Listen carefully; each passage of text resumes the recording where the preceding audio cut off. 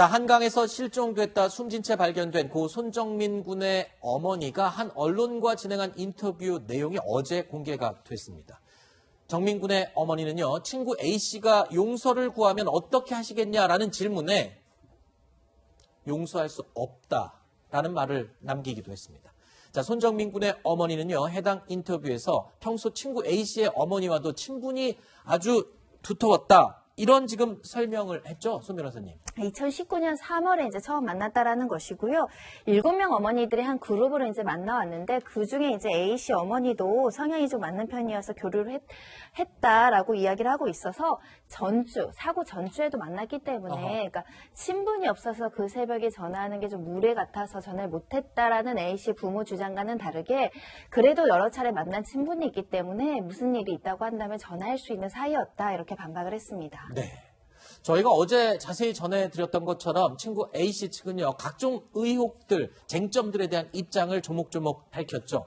핵심 의혹 가운데 하나인 A씨의 부모가 정민 군 부모에게 전화를 하지 않고 직접 나가서 공원을 찾아다닌 그 이유에 대해서요, A씨 측은 새벽 시간이라 정민 군 부모에게 전화하기가 곤란했다라는 입장을 조금 전에 들으신 것처럼 내놓기도 했는데, 정민 군의 어머니는요, A씨의 부모가 새벽에 자신들에게 전화를 하지 않은 부분을 가장 이해할 수 없다는 입장을 이야기하고 있습니다.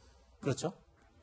그럴 수 있을 것 같습니다. 왜냐하면 손정민 군 어머니 같은 경우는 새벽 3시 반이든 4시 반이든 나한테 전화만 해줬어도 즉각 내가 이제 한강에 달려나갔다라고 한다면 혹여라도 아이를 살릴 수 있었다. 이런 아쉬움과 후회, 원망 이런 것들을 이야기하는 것으로 보이고요. 3시 반에 A 엄마가 이제 아이 전화를 받았다 이렇게 알려지고 있는데 그때 전화를 100번은 하고 또 남을 사이였다. 이렇게 이야기를 하면서 의심스럽고 이런 부분이 납득이 되지 않는다. 이상하다라는 취지를 이야기했는데 이렇게 생각할 수 있어 보입니다. 다만 이제 중요한 핵심적인 부분은 그렇다면 평상시에 A씨랑 이 손씨가 술 취해서 3시, 4시에 수시로 들어온 적이 있었는지 자주 이런 일이 있었는지가 굉장히 중요할 것 같습니다.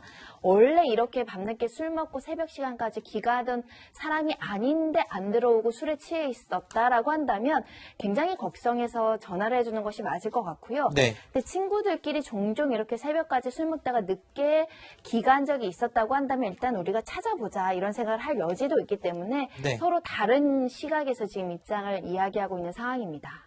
네.